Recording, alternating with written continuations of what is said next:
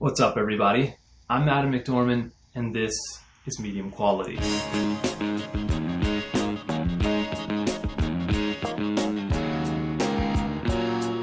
Something really unfortunate happened earlier. In fact, Sunday morning, the news went out that Chris Squire, the bass player from the legendary progressive rock band Yes, had passed away.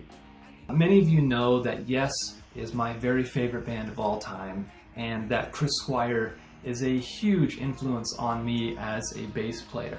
And so I want to take this opportunity to talk about Chris Squire's musical contribution. More specifically, I want to talk about his 1975 solo album, Fish Out of Water.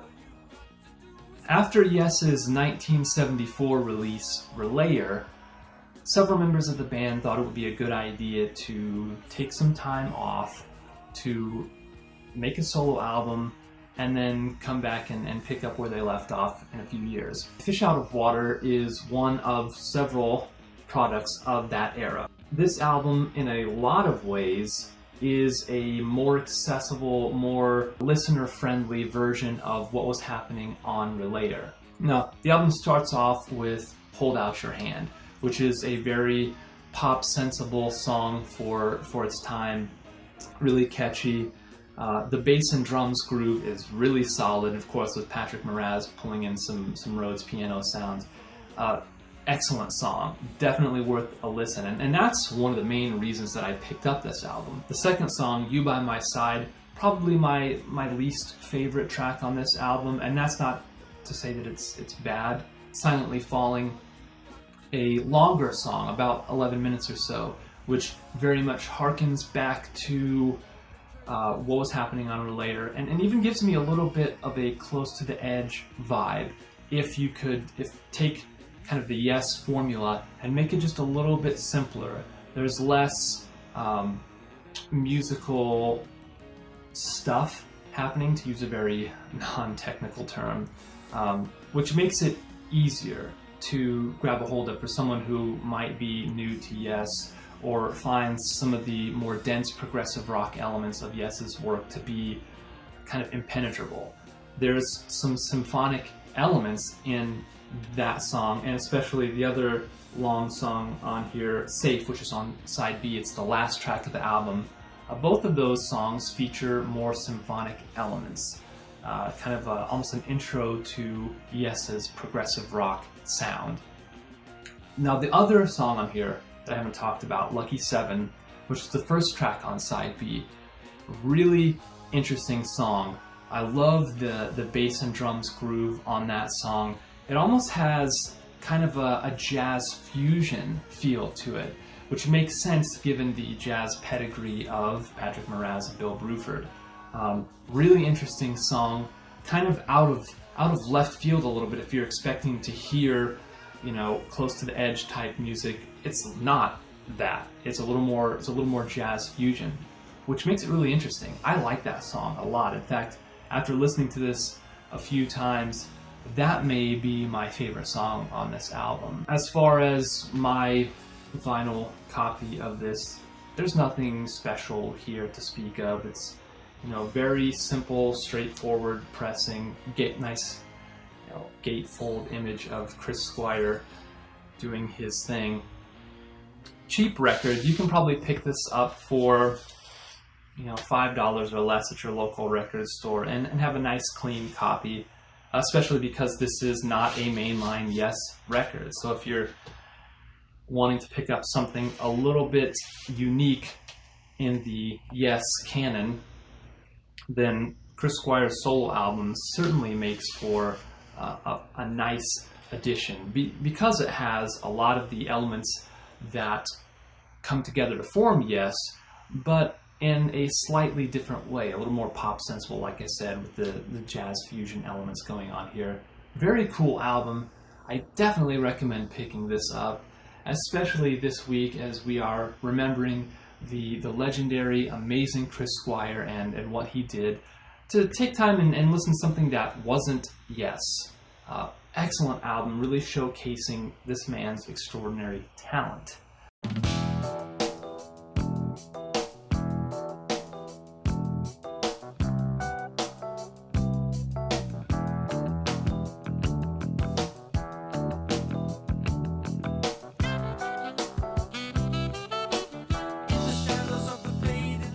On the B side this week, I want to talk about the other thing that has been on my mind quite a bit lately, and that is this idea of what it means to be middle class.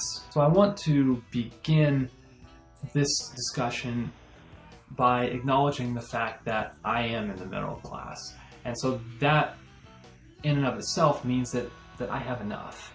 And I want to be very sensitive toward people who might not, and the struggle that it can be for some people to make ends meet. So the purpose here is for me to kind of define where I am, my own position, to understand where I am in the world, and to make no judgment toward anyone else, whether they be rich or poor or anywhere in between.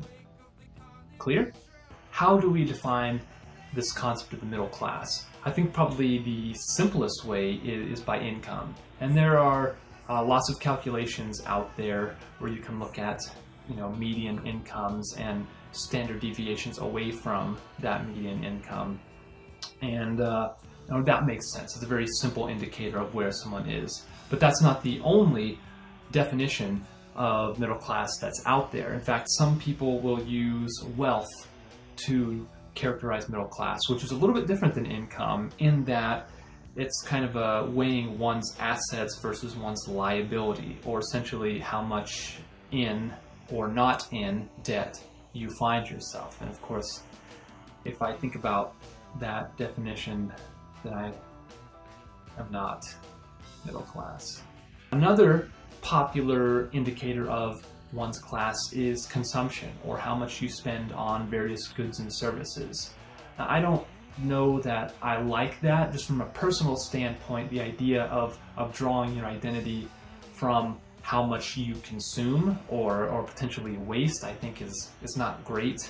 And if a person's striving to be middle or upper class and using how much money they spend as an indicator, I don't think that's super healthy. I think probably the best indicator of middle class is more of a sensibility. It's more of a feeling or an attitude towards money and economy than an actual number, though numbers play a huge role in that. I think for middle class people, it's about certain economic goals: having a house, having a car, being able to afford family vacations, being able to have some nice things, and certainly even saving for retirement. The idea of what a middle-class lifestyle is fluctuates very wildly depending on who you ask. The final thing that I want to say about middle class is that I seem to perceive kind of a pessimism right now about the shrinking middle class. I was looking around on the internet at different articles and saw a lot of numbers about how the income growth across all of the different percentages of wealth out there is growing a lot more for the upper class than the middle or the lower.